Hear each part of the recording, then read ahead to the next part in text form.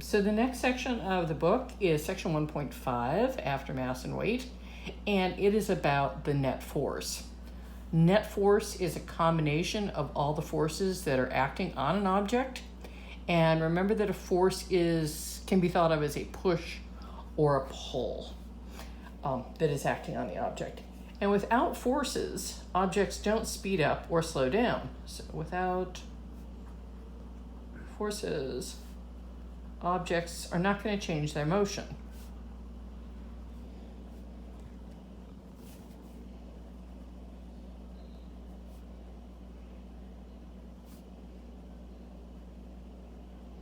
Okay, so without forces, objects will not change their motion.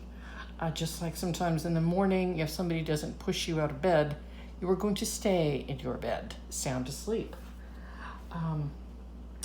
All objects have forces acting upon them, and the sum is the net force.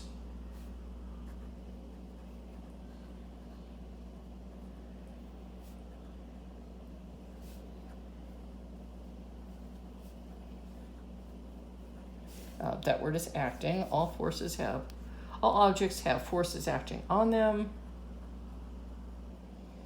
And the sum of these forces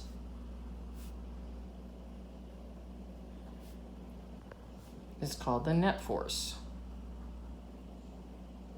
F-O-R-C-E. For instance, okay, so we have all objects have forces acting on them, and the sum is called the net force. Suppose you have a person who is running. Okay, you've got a runner. What forces are acting upon her? Well, first of all, there's the gravity, the force of gravity acting upon the runner. There's the force of the friction, There is the force of friction on the shoes on the ground. So we have friction of shoes on the ground. What else do we have? We have the friction of air on the runner.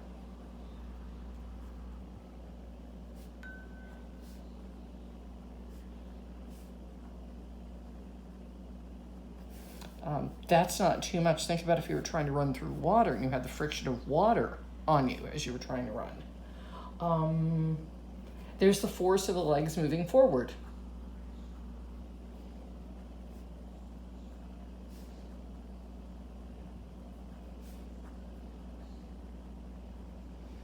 Okay, so that's kind of all I can think of right now, but all of these forces are either acting on the runner or the runner is exerting the forces. So those are the forces the runner is experiencing in some way. And all of these combine, if you add them all up, to make the net force.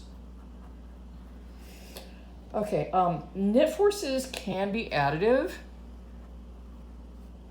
or they are additive, excuse me. Forces are additive. Additive. That's two words and I can't spell. Forces are additive. You can think of them as positive or negative, and changing the net force can change the direction of movement.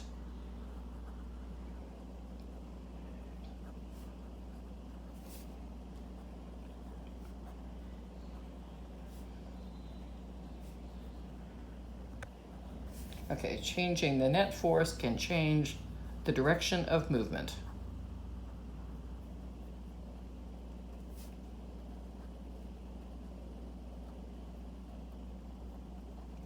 An easy way to think of them is like you're thinking about a number line. So let's take a look at my bad version of a picture that's on page 19 of your text.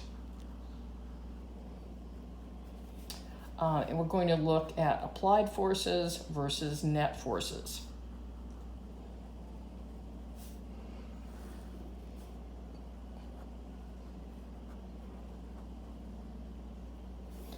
Okay, and in each case, we have a block that's supposed to be the same size being acted on by various forces.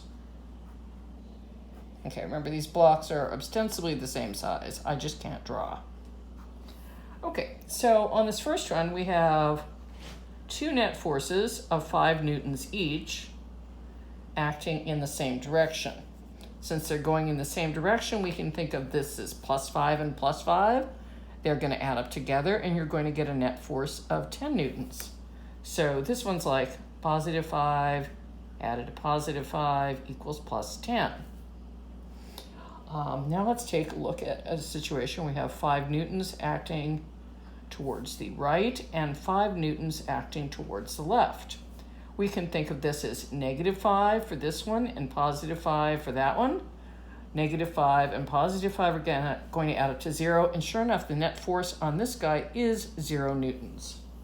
Lastly, suppose we have 10 newtons in this direction and 5 newtons in this direction. Okay, so again, using the number line analogy, we have 5 plus 10. That is going to give me a +5.